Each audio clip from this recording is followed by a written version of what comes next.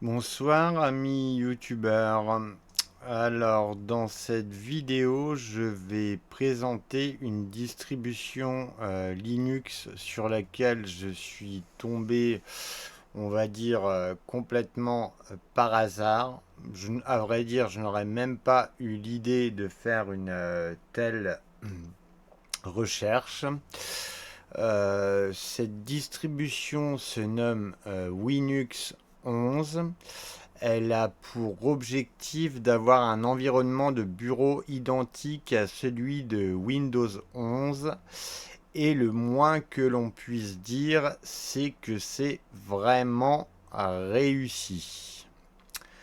Cet OS prend ses origines de la distribution Linux FX et ensuite de Ubuntu pour finir par devenir Linux. Au niveau des composants logiciels, Linux se base sur Ubuntu 24.04 LTS. Ce système est porté sur les processeurs de la famille x86-64, c'est-à-dire donc les processeurs des trois quarts des PC comme processeur Intel ou AMD en 64 bits.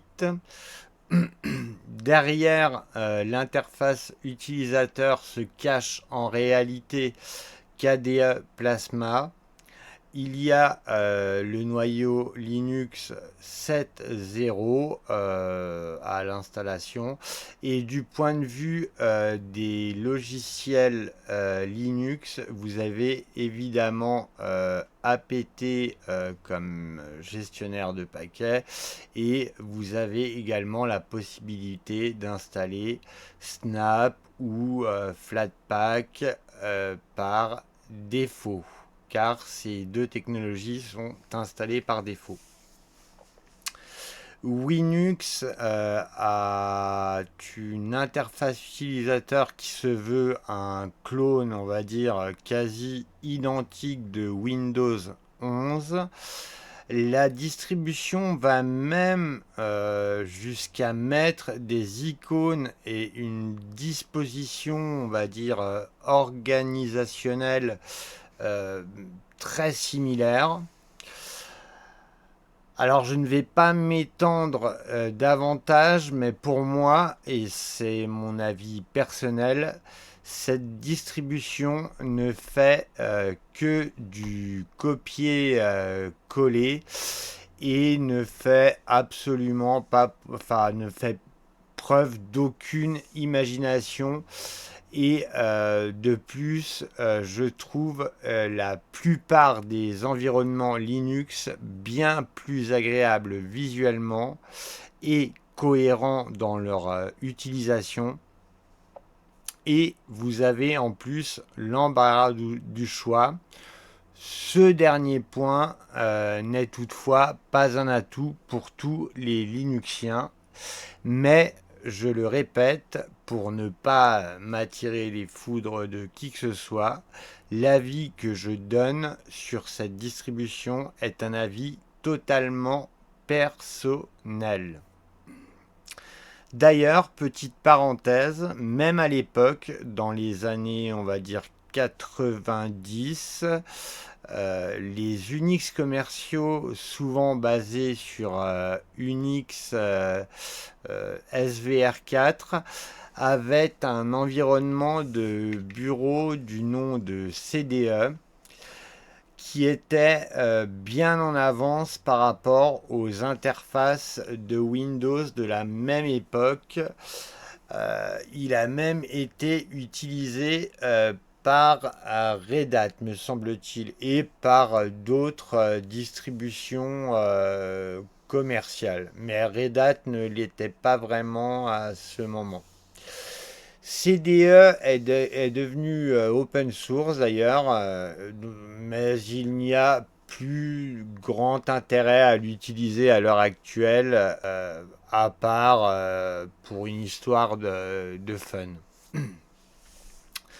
Mais pour moi, le point le plus problématique, c'est que Linux utilise la majorité de son système de avec des composants open source en fait, mais ne publie aucun code source de son OS, que ce soit sur GitHub, GitLab ou ailleurs, ce qui n'est pas très éthique pour une distribution Linux.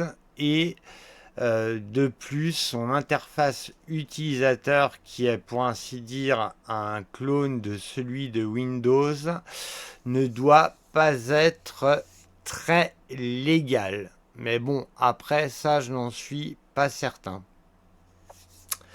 Et on ne va pas se mentir, cette distro a une visée purement commerciale. Mais ça, à la limite, je n'y vois pas d'inconvénient tant qu'on fait preuve d'un minimum de transparence, évidemment. Après ces quelques arguments, on va dire, peu flatteurs, ne fuyez pas pour autant. Je vais commencer par vous montrer le site officiel. Alors donc voici le site officiel. Donc comme vous pouvez le voir au niveau du nom de domaine, c'est winux.is. Je vous mettrai de toute manière le lien dans le descriptif.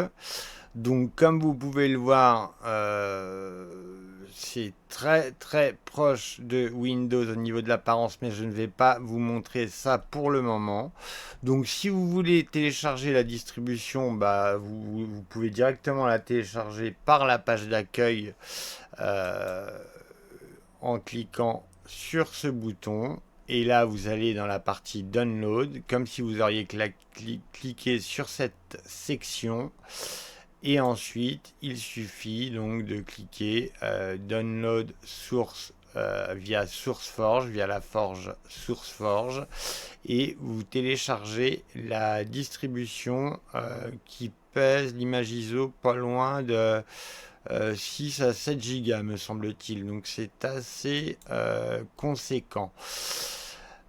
Donc, pour en revenir à la page d'accueil, donc il y a une petite vidéo de présentation et après, donc vous avez quelques infos en anglais que je pourrais traduire, mais bon, ce n'est pas très complexe. Après, bon, si vous, enfin, je vous laisserai le faire à la limite.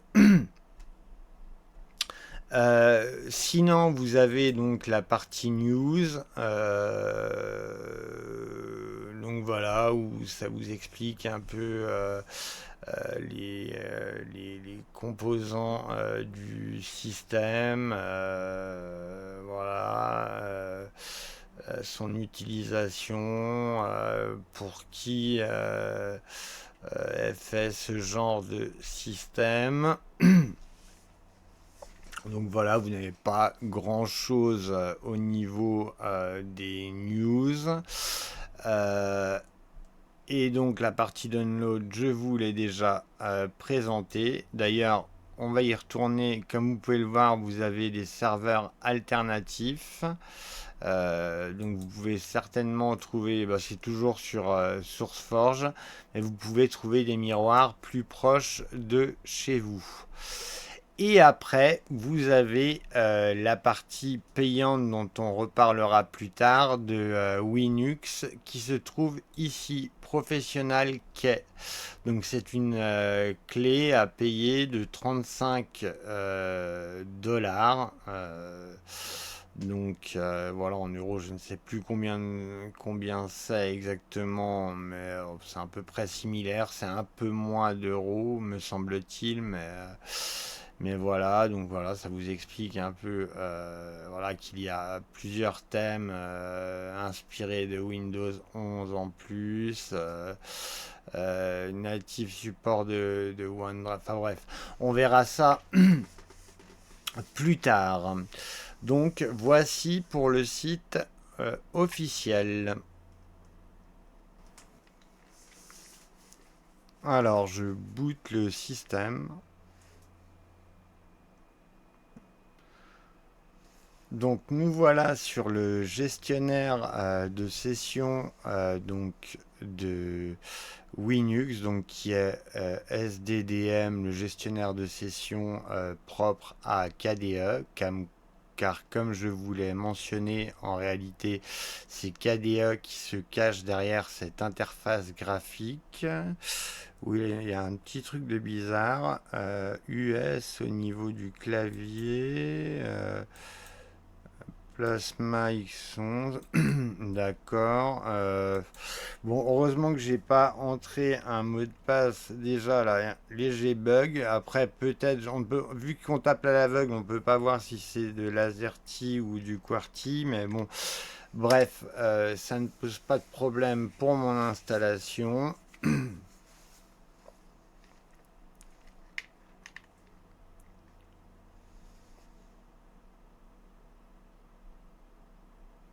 Alors, faut le temps que ça démarre.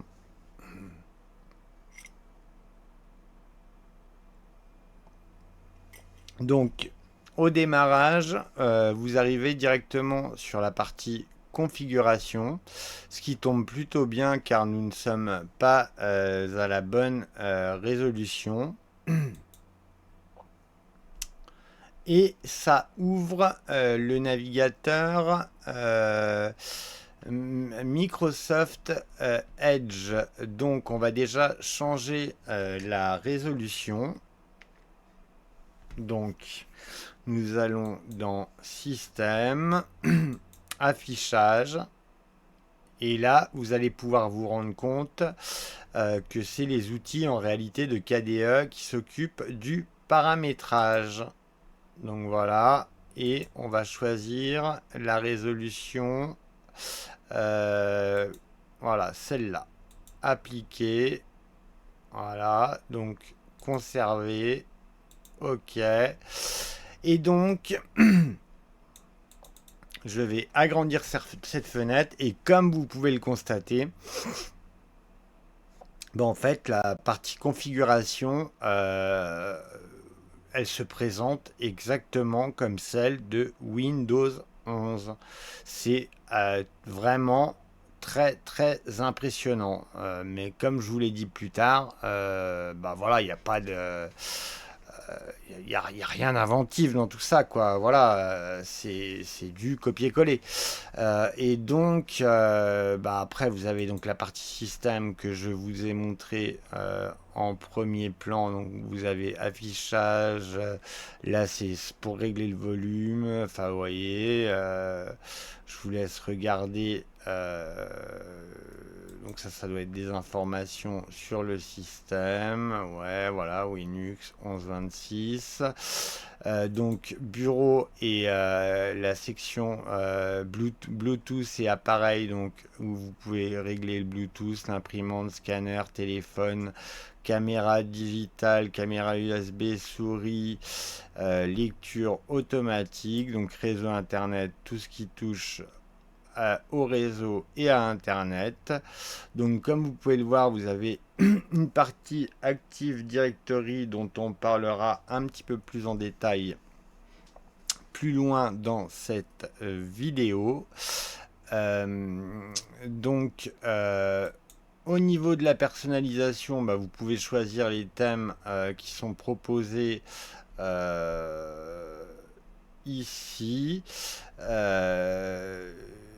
Après, voilà, par rapport à la version pro, donc payante, vous avez beaucoup plus de thèmes propres à Windows qui sont disponibles. Mais ça, à la limite, j'ai envie de dire, ce n'est pas une raison pour payer 35 € un système d'exploitation, à moins d'avoir de l'argent à jeter par les fenêtres. Donc comme vous pouvez le voir, vous pouvez régler la couleur, le thème et les icônes, écran, police. Alors comme vous pourrez le voir, hein, c'est toujours du KDE Plasma. Hein, voilà, hein. Il suffit que je mette Aide. euh, et vous le voyez, c'est Kafond, donc de KDE Plasma. Personnalisation, donc application. Alors là, vous avez donc application et fonctionnalités. Donc alors, ça n'a rien à voir avec les applications et fonctionnalités de Windows 11.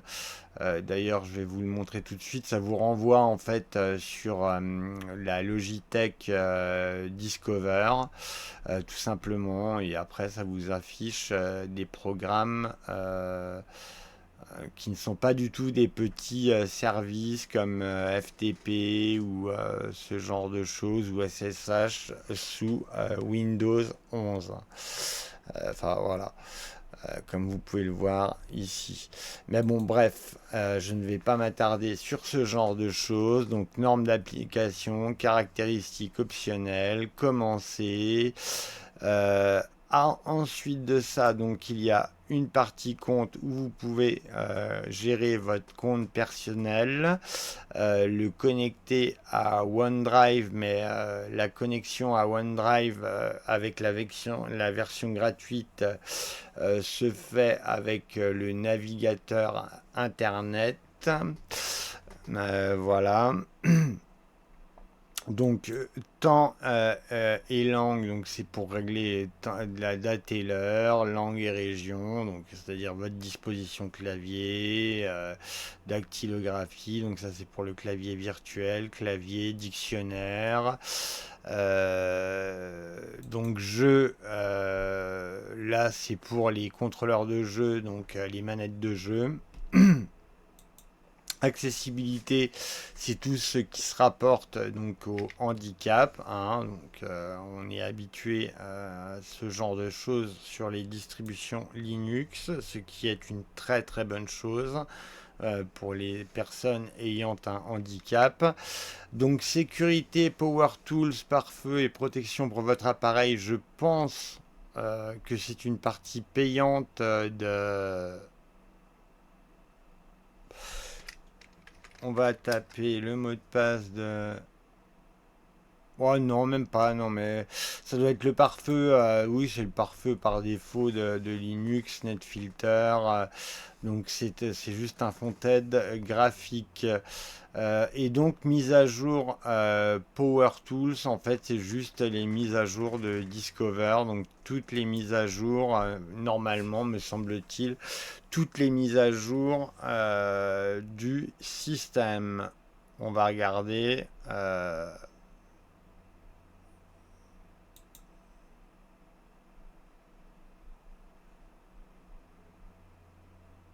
Non, bah ça.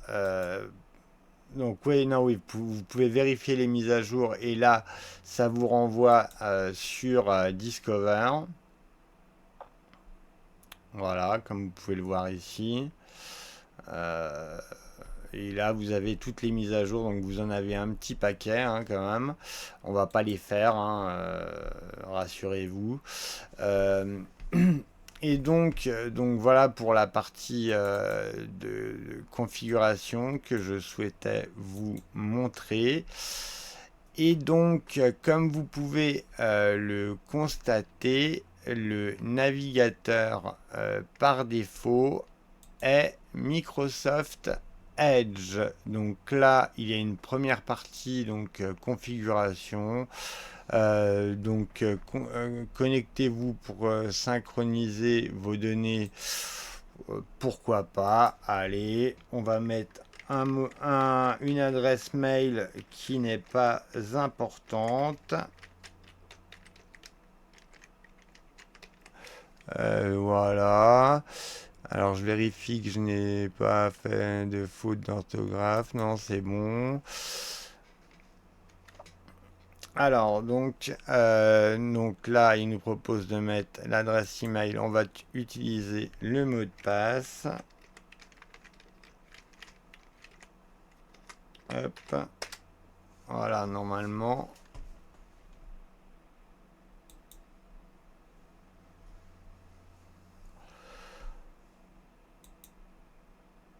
Alors, faisons le travail sur le web pour vous. Non, merci. D'ailleurs, je sais pas si... ouais. Voilà, donc, bienvenue sur Edge. Donc, nous cliquons sur suivant. Alors, activer suivant. Suivant. Créer un thème. Donc, suivant. Et le navigateur avec copilote intégré. Suivant. Suivant. Suivant, votre bouclier piloté par l'IA suivant. Donc copilote pour les gens qui ne connaissent pas, en fait, donc il se trouve ici et en fait c'est la partie, on va dire IA de Microsoft. Alors là, du coup, vu que j'ai entré un compte, par exemple, on va taper qu'est-ce que Unix, je sais pas, système V, voilà, enfin système 5.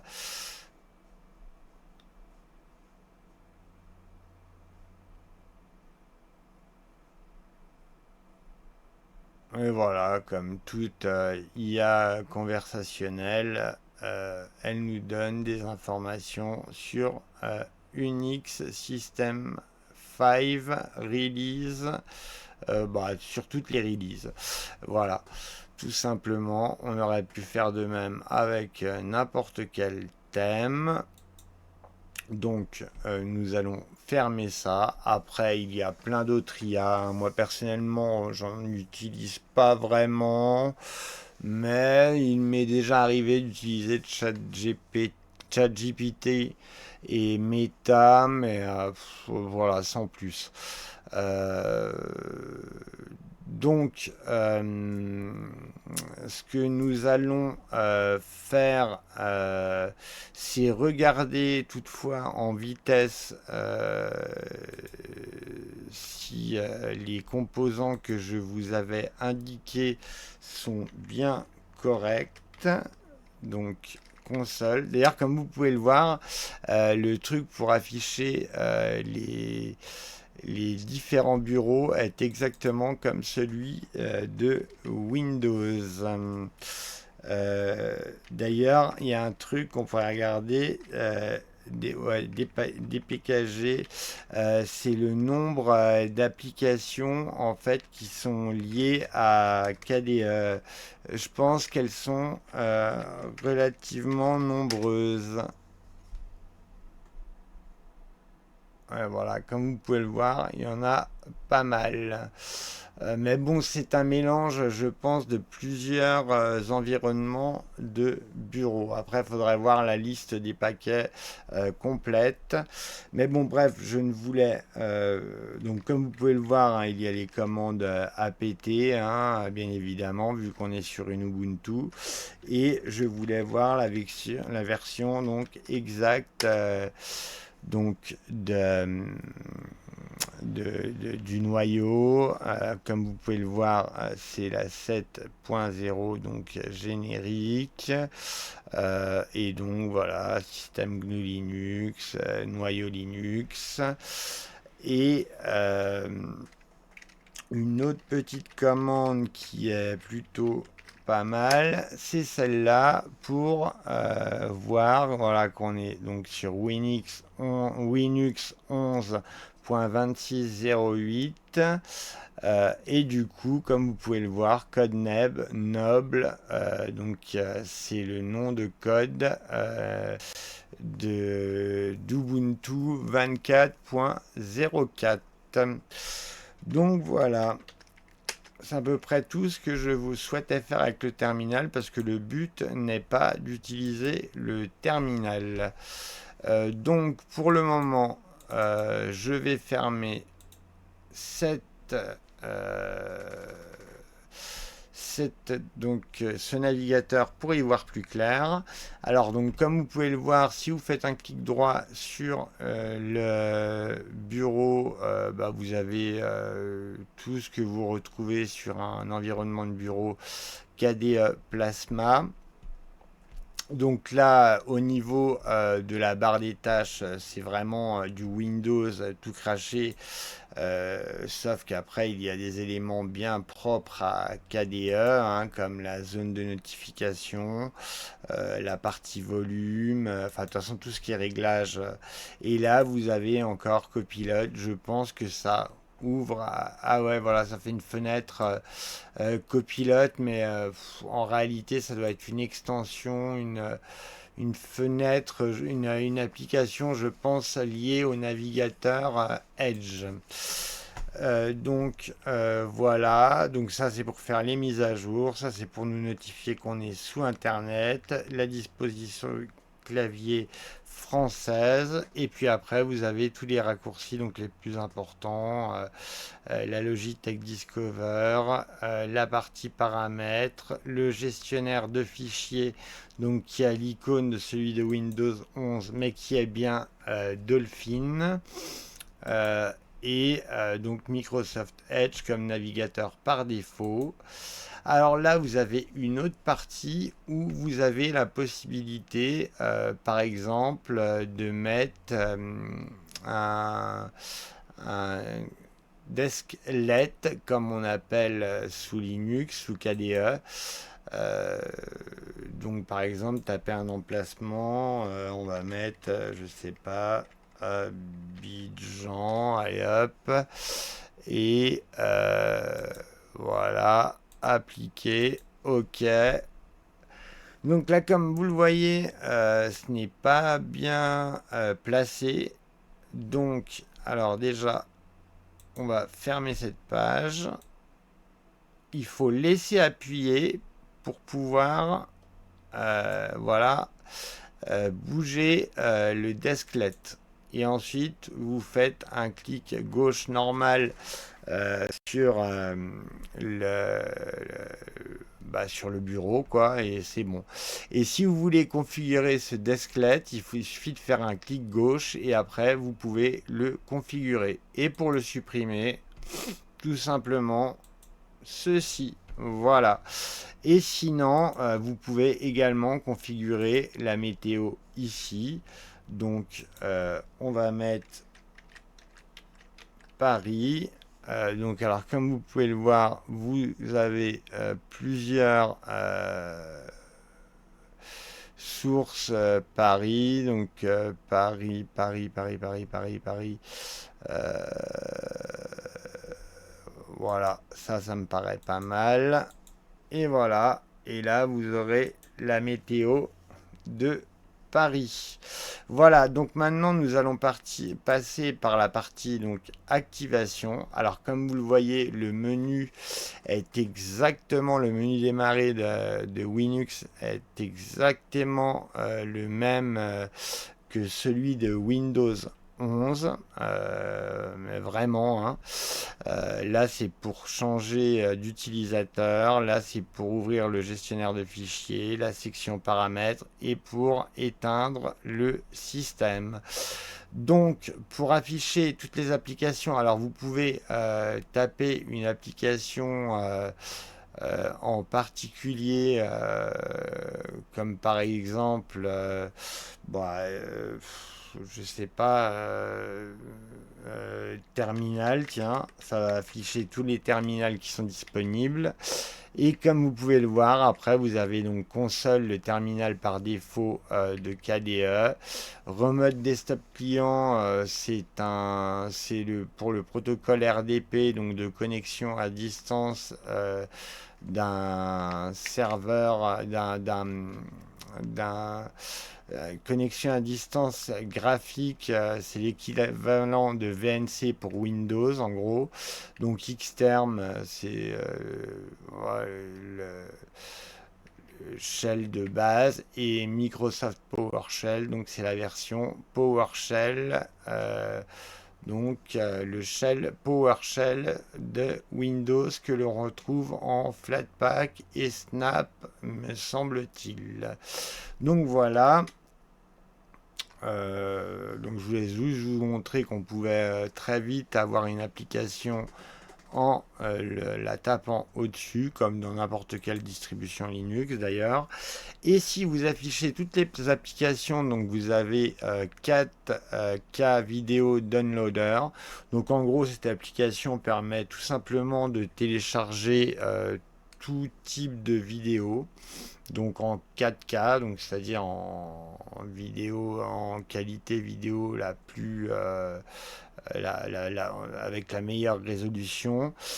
Donc vous avez Active Directory. Donc Active Directory, voilà. Ah oui, avant j'avais oublié de vous parler quand même d'une chose importante dans configuration du système. Donc système. Comme vous pouvez le voir, vous avez un endroit où il y a clé activée, clé de produit, et c'est là, une fois que vous aurez payé vos 35 $, que vous pourrez avoir la version professionnelle de Linux. Donc, je tiens quand même à dire que parmi les apports en fait de cette version pro, on va dire, qui sont vraiment importants, voilà, il y a le Professional Tools Admin qui ajoute notamment un fonctionnement de type exécuté en tant qu'administrateur, donc à la manière de Windows.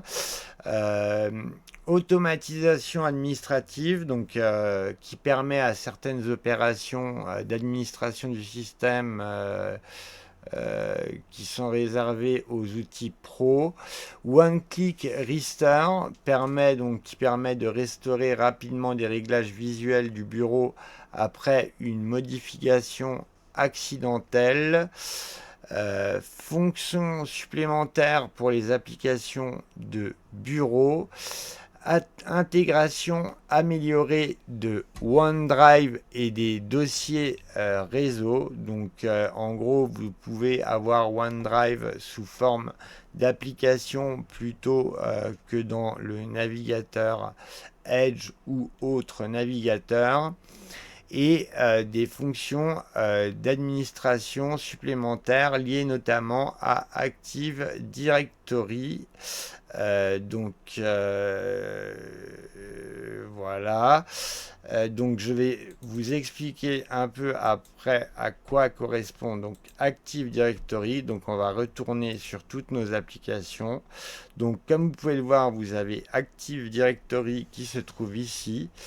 Donc, concernant Active Directory, c'est un service donc, de Microsoft qui permet de gérer les utilisateurs, les ordinateurs et les ressources d'un réseau d'entreprises de manière centralisée.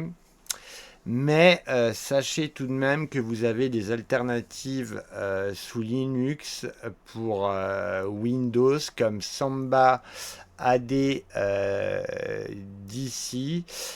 Sinon, vous pouvez également vous orienter vers des solutions Linux comme Free IPA ou encore opter pour un annuaire centralisé d'utilisateurs, donc qui n'est pas une solution complète telle que Open LDAP, mais il en existe d'autres. Voilà, alors activer Linux, nous avons déjà vu. Donc Android, en fait, vous avez la possibilité d'avoir un système Android au sein de votre système Linux, mais ça fait aussi partie de la version professionnel. Mais franchement, ce n'est pas indispensable et vous avez Wadroid qui fait très bien l'affaire. Donc Android File Transfer, c'est pour le protocole MTP, hein, donc ça vous pouvez l'installer très simplement. Donc Calculator, c'est la calculatrice de KDE, Cheese, enfin voilà, hein, après configuration du système, on a déjà vu. Je ne vais pas vous expliquer ce que fait telle ou telle application, vous le savez déjà. Donc éditeur de menu, c'est tout simplement l'éditeur de menu de KDE Plasma. Voilà, donc je repars sur un.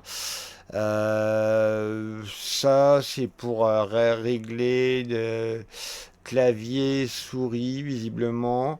Donc gestionnaire de partition KDE, donc c'est KDE Parted en fait, c'est l'équivalent de Gparted pour KDE Plasma. Gestionnaire de pilote, bah, c'est gestionnaire de pilote que vous avez sur les environnements Linux. Et par défaut, vous avez le navigateur Google Chrome d'installer. Donc, ce logiciel est la visionneuse d'images par défaut qui sera utilisée avec votre gestionnaire de fichiers Dolphin. Heroic Game Launcher, en fait, c'est un client au même titre que Steam pour les jeux vidéo, mais qui permet de jouer sur les plateformes GOG.com. Donc, ça remplace le client GOG Galaxy, mais encore sur d'autres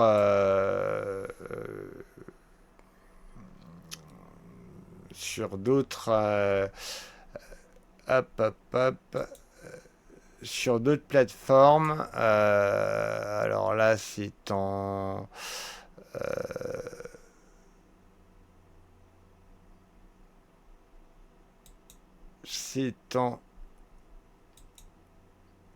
anglais, mais comme vous pouvez le voir, vous avez Epic Games, GOG et Amazon, donc les jeux d'Amazon Prime. Donc voilà. Donc voilà pour donc ça c'est pareil un Heroic Game vous pouvez l'avoir très simplement et d'ailleurs la plupart des gamers sous Linux ont cette application. Donc Ibus préférence c'est en rapport au clavier, input méthode me semble-t-il c'est par rapport au clavier mais virtuel. Donc Cat c'est l'éditeur de texte de KDE, KDE Connect vous connaissez, c'est pour les téléphones portables. Donc ça, c'est un pour visionner, c'est pour les bureaux à distance via VNC et d'autres protocoles. KTorrent pour les torrents, lecteur VLC, c'est un incontournable que vous connaissez. Ça, c'est pour la messagerie, les mails. Thunderbird qui est très complet d'ailleurs au passage. Donc vous avez Microsoft on live, donc c'est en fait Microsoft Office 365. Donc ça va vous renvoyer directement au navigateur Internet.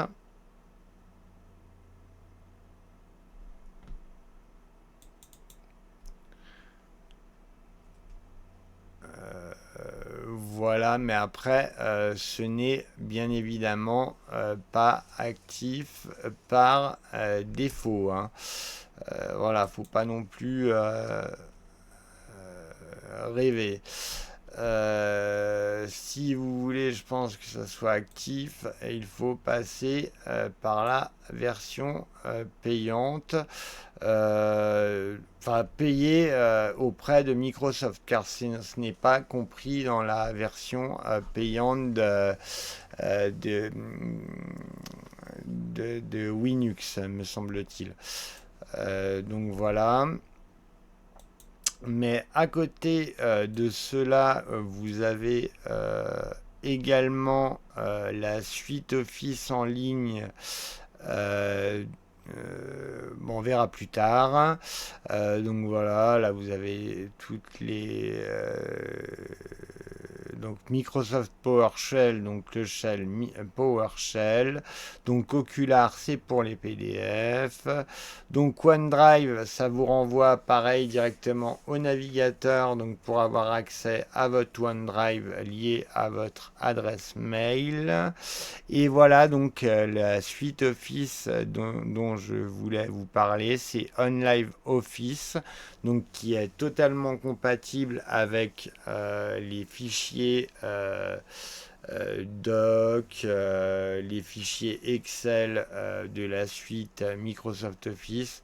Enfin, elle a une très très bonne compatibilité avec les fichiers Microsoft Office. Et Opera GX, en fait, est un navigateur Internet, donc de la société Opera, qui est prévu pour le gaming.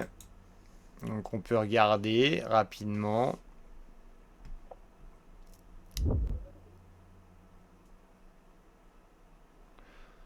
Donc alors après, ouais, il y a quelques réglages. On va pas se prendre la tête. On va mettre suivant, suivant, suivant, suivant, suivant. Et voilà. Et après, comme vous pouvez le voir, mince, je sais pas ce que ça fait. Voilà, je tape un truc au hasard, hein, tout accepté. Top achat, PC de gamer.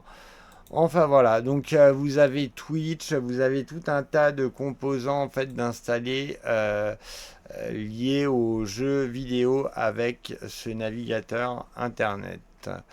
Donc voilà, mais après pareil, vous pouvez l'installer de vous-même, hein, ce n'est pas un problème du tout. Donc j'en étais à Opera GX. Euh, donc je vous ai montré donc K-Wallet Manager, c'est pour tout ce qui est trousseau de clés, mot de passe, enregistrement de mot de passe. Enfin bon, bref, j'ai fermé la fenêtre. Da, da, da. Hop, on en était. Ouais, voilà. Donc, paramètres d'onboard. Alors, onboard, c'est un clavier virtuel donc, qui s'affiche. Par exemple, si vous avez un problème au niveau de votre clavier, une touche qui ne fonctionne pas, par exemple, ou pour d'autres raisons, la possibilité en fait d'avoir un clavier virtuel qui s'affiche sur votre bureau et qui vous permet de taper des touches de clavier sans clavier réel. Donc Remote Desktop client, c'est basé sur le client sur le paquet Air Desktop en ligne de commande, donc qui est un client pour le protocole RDP, donc pour les bureaux à distance Windows. Donc réparateur de démarrage, comme son nom l'indique, c'est pour le démarrage. Si vous avez un souci au démarrage, donc scan live, numérisation, spectacle, impression, faire des captures d'écran, ça pour faire une clé USB. Donc vous avez le client Steam d'installer par défaut, ce qui n'est pas étonnant pour une distribution qui se veut très proche de Windows 11. Et après, surveillance du système, c'est l'outil de surveillance de KDE Plasma, donc rien de nouveau sous le soleil. Vous avez VIM d'installer par défaut, visionneuse de disposition clavier, donc c'est encore. Et voilà, petit outil particulier, là on arrive vers la fin, c'est Winboat. Donc en gros, Winboat, au contraire de Wine en fait, parce que c'est pour les applications Windows, au contraire de Wine, fait tourner un véritable Windows dans une VM encapsulée dans un environnement Docker ou au choix Podman. Il nécessite au minimum donc 4 gigas de mémoire vive, ça c'est le strict minimum. L'hyperviseur KVM, et sinon donc soit la technologie de conteneur Docker ou Podman et FreeRDP avec support audio. Donc, ce qui fait que les applications Windows devraient être un peu plus réactives, mais cela reste encore à prouver. Après, il est quand même bon de savoir que Winboat est encore en version bêta. Donc, voilà. Attendons de voir un peu comment évolue le projet. Donc, Quaintrix, c'est euh, des scripts en fait pour installer plus facilement des bibliothèques Windows, donc les fameux DLL. Et voilà, WinVer, en gros, c'est pour avoir la version de Winux et Xterm, c'est un terminal. Enfin voilà, sinon, voilà, je peux vous montrer comment, par exemple, mettre une application au niveau euh, voilà, du gestionnaire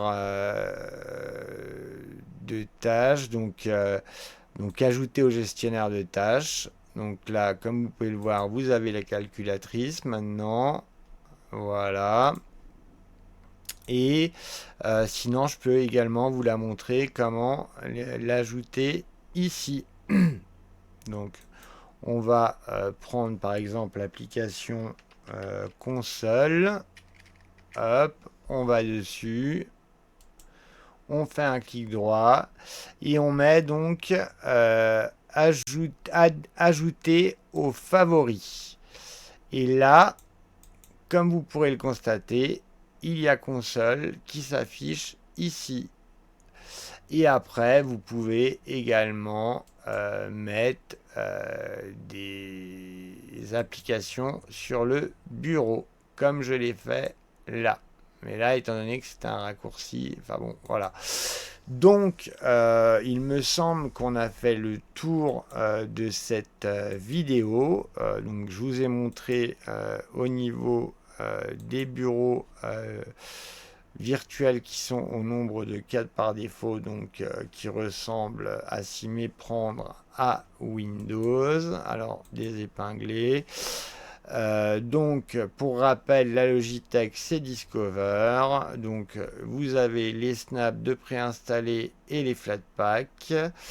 Euh, et par contre, vous n'avez aucun snap et Flatpak d'installer par défaut. C'est que des applications Debian qui sont installées. Donc voilà, je vais fermer ce système. Donc, on va sur le petit bouton éteindre et on éteint. Personnellement, concernant Linux 11, je suis plus que mitigé et de ce fait, je ne conseillerais clairement pas un utilisateur Windows souhaitant passer à Linux. Voilà, je ne considérerais, je ne lui conseillerais pas cette distribution. J'ai de gros doutes sur sa pérennité, mais peut-être que je me trompe. Concernant la partie payante, je vous la déconseille fortement et en premier lieu par rapport au fait que vous ne savez pas si cette distro sera encore existante dans 3 mois, mais me semble-t-il vous avez une période d'évaluation de 30 jours, donc à vérifier. Et honnêtement, il y a d'autres distributions beaucoup plus transparentes qui reprennent le paradigme du bureau Windows 11, tel que Zorin OS par exemple, ou dans une moindre mesure l'excellente distribution Linux Mint et bien d'autres encore, parce que c'est devenu un petit peu une mode d'avoir une certaine ressemblance avec l'OS Windows. Je ne saurais vous dire pourquoi. Enfin, si je sais, mais bon, bref. Enfin voilà, si je devais humblement vous donner un conseil, passez votre chemin avec cet OS ou alors installez-le sur un ordinateur secondaire, mais évitez un ordinateur principal. Voilà, je le répète, ce n'est qu'un conseil. Enfin voilà, j'espère que cette vidéo aura pu vous faire passer un agréable moment. Je vous souhaite une excellente soirée et vous dis à bientôt pour une prochaine vidéo. Bye bye les amis!